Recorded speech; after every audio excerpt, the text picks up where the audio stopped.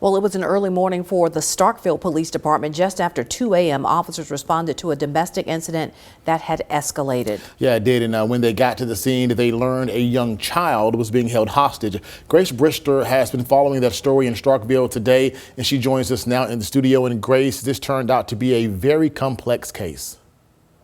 Yes, Marcus, it took several agencies working together to bring about a peaceful outcome. I spoke to officials about how they prepare for these situations.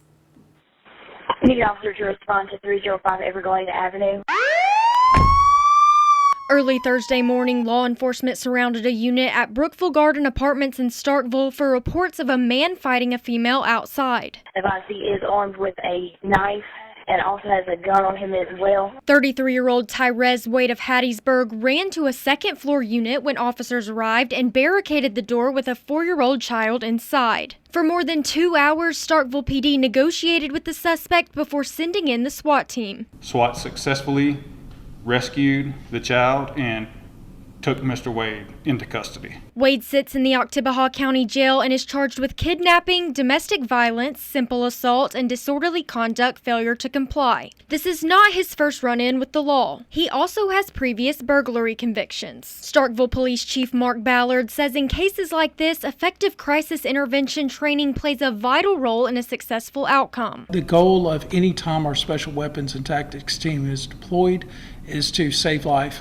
or minimize the amount of energy and effort that that takes to bring to a successful conclusion. You're only going to do that by really challenging yourself in training, and total credit to the men and women that were out there. It was a joint effort with law enforcement and first responders, and Chief Ballard says good communication among all the agencies on scene played a huge role. The Starkville Fire Department was able to provide us specialty equipment to be able to get up at the window levels, clear floors, and able to get in through the barricades. Pafford EMS was on standby, and Oktibbeha County 911 was able to relay information and make sure every department was on the same page. Chief Ballard says even though these things don't happen every day, his officers train hard to be prepared when they do. If I had to stress, I would say professionalism and patience were the key ingredients for success of this incident. This is a rarity, but it doesn't take but one to go bad, and it will scar your department for a long time. So again,